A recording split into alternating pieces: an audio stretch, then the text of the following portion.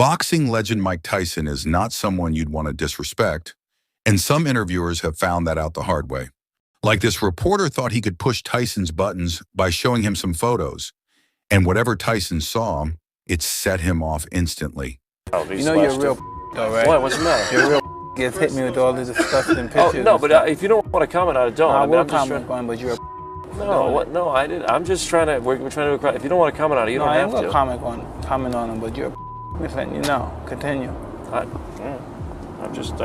We're coming back here. You're unsensitive. You have no sensitivity to anything. I'm not. It doesn't affect me, but I'm saying you have no sensitivity. You don't know how this affects me. No, I'm sorry. I didn't mean to offend you. It's just that your life is the point I was making, Mike, and I'm going to ask you about it. All right, and I give you my opinion, what I think about you. This next reporter just wouldn't let up, constantly bringing up Tyson's violent past just to get a reaction. But Tyson wasn't playing along and put him in his place. I'm trying to get to the bottom of, you said things like before fights about your opponents. I want to punch him on the tip of the nose to drive the bone up through his brain. You know what? What do you want to get from this interview? I want to see how much you've changed, Mike. You're a different person now, aren't you? You're irritating me now. I guess I did change because I'm not assailing you, but you're irritating me right now because I feel that you're evoking stuff from the past. That stuff is 15, 20 years ago. That's when the reporter crossed the line, bringing up the heartbreaking loss of Tyson's 4-year-old daughter. And you could see Tyson on the verge of losing control. It had an effect. You mentioned family there. I mean, the awful incident with your daughter. I'd rather you not talk about that. You don't want to talk about that? Yes, don't talk about that, Doorman. All right? Things got even more heated in this next interview as Tyson's frustration reached its peak when asked about his upcoming fight, with his profanity forcing the segment to be cut short. Mike, Francois Botha, 6-1 underdog. Are there any concerns on your part? I don't know anything about that. I don't know nothing about numbers. I just know what I can do. How about kill this mother? Okay. How about the 19 months off? What about it? What about it? Does it pose any problem to you? We'll see. I doubt it seriously. You take into the ring a lot of rage. Does that work for you or does it work against you at times? Well, it. It's a fight, so whatever happens, happens. Mike, why do you have to talk like that? Well, I'm talking to you the way I want to talk to you. Do you have a problem? Turn off your station. You know what? I think we'll end the discussion right now. Then we could. You got it. Have a nice fight, Mike. Off. But Tyson's interview with Joe Rogan took an awkward turn when Rogan laughed off something Tyson was clearly serious about, leading Tyson to immediately call him out. When you were working out with Cordero and you rip into the body and throwing those hooks, I was like, this is a man who's preparing to go to combat. This is not normal getting ready to work out. That's why when I saw that video, I was like, oh. Want me to tell you something about that video? Yeah. I did that video and I was in bed for a week. That was 30 seconds and I was in bed for a week. And it's not funny because it made me realize that this is big boy, okay? Big boy.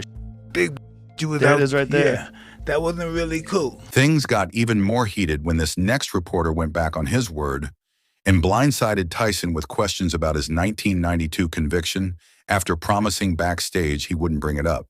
Some of your critics would say, you know, there's a race for mayor. We know you're a convicted rapist. This could hurt his campaign. How would you respond to that? Hey, I don't know who said that. You're the only one I heard say that. You know what I mean? And I don't have no comment to that, you know, because it's negative and you're being negative. And I met the mayor, right, and nothing they can do about it. That's when Tyson's manager stepped in to salvage the interview, but the damage was already done. Tyson was enraged, and there was no holding him back now. Mike spent quite a bit of time yesterday talking about his life, highs and lows. It's so interesting because you come across like a nice guy, but you're really a piece of Hey, with that come comment. on. No, that was a piece of That was a piece of You know, we're doing live TV Hey, now. I don't care. What are you going to do about it? All right. Realizing he had made a major mistake, the reporter hurried to redirect the conversation back to Tyson's one-man show. The entire purpose of the interview. However, Tyson refused to let it go.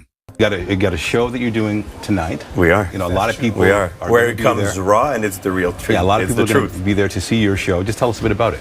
Is it nerve-wracking for you to do something like this, or is it more nervous for you to box? How does it compare? I don't know. It's more nerve-wracking for me here talking to a rat piece like you. Oh, come on, Mike. No, because you're a piece. All right. You really have to. We're gonna wrap up this interview. Thank you for coming in. Tyson's temper flared again when this next reporter implied he was just a gimmick, and he wasted no time to shutting that down immediately. When in your career are you going to actually fight a contender in your weight class and not do gimmick fights? I think he just called Mike Tyson a gimmick. What did you just call me again? I didn't call you anything. What did you call me? I didn't call you anything. But Tyson wasn't done yet. In this next interview, another reporter attempted to call him out for a so-called sexist commercial, and Tyson shut her down just as fast. Does that worry you, starring in a obviously sexist ad? No, because it's really all done in fun. And people could look at it being sexist, but it's not enough to make a big stink over. The reporter still refused to back down, doubling down and even dragging Tyson's children into the conversation in a desperate attempt to paint him as sexist.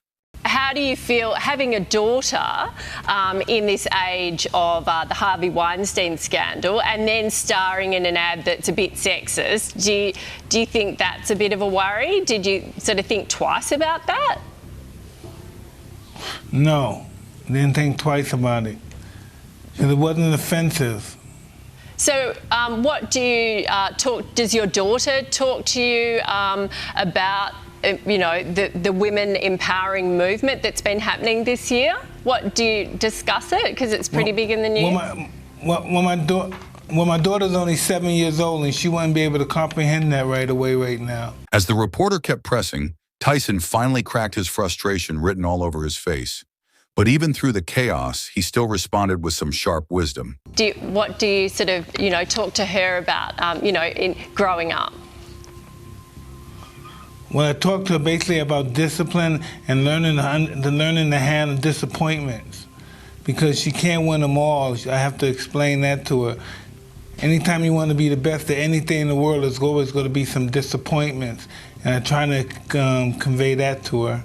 In this next interview, the atmosphere becomes noticeably tense.